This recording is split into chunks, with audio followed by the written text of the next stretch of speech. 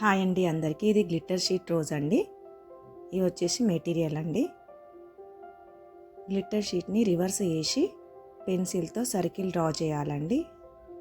Draw చేసిన తర్వాత cut చేయాలండి. ఆ సర్కిల్ని కట్ చేసిన సర్కిల్ పైన పెన్సిల్తో కానీ మార్కర్తో కానీ వీవింగ్ లైన్స్ డ్రా చేయాలండి, వీడియోలో చూపిస్తున్నట్టుగా.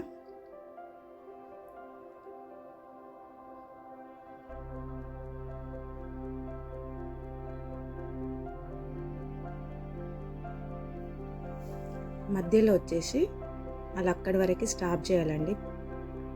అది టోటల్గా కట్ చేయకుండా అలా మిడిల్లో కొంచెం ప్లేస్ అట్లాగే ఉంచాలి. ఎందుకంటే ఈ వీవింగ్స్ అన్నీ రోల్ చేసి బేస్ కోసం అది ఉంచుతున్నాను అనమాట, దాని మీద ఫేస్ చేయడానికి. ఎలా అయితే లైన్స్ డ్రా చేశానో దాని మాదిరిగా కట్ చేసి మార్కర్ ఎక్కడి వరకు స్టాప్ చేసిన అక్కడి వరకు కట్ చేసి ఆఫ్ చేయాలండి. స్టార్టింగ్ పాయింట్ కట్ చేయాలి కాస్త. మార్కర్తో అలా లైన్స్ ఇచ్చాను కదండి, అలా మాదిరిగా అలా టోటల్గా ఈ వీవింగ్స్ సెకండ్ టైం అట్లా కట్ చేస్తూ రావాలండి.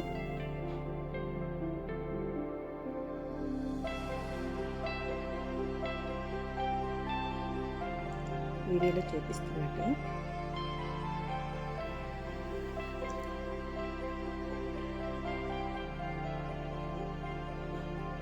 మొత్తం కటింగ్ అయిపోయిన తర్వాత మధ్యలో స్ట్రైట్ లైన్ తీసుకొని దాన్ని రోల్ చేయాలి మిడిల్లో అతకబెట్టడానికి.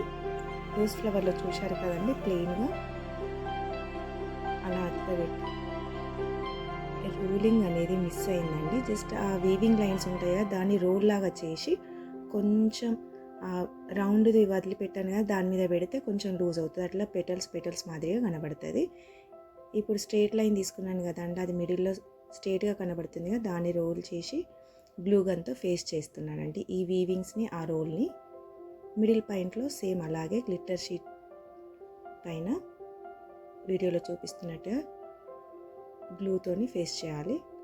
ఎక్కడైతే వీవింగ్స్ ఉన్నాయో అక్కడ గ్లూ అప్లై చేసి ప్రెస్ చేయాలండి. చూడండి, కలర్స్ చాలా ఉన్నాయి.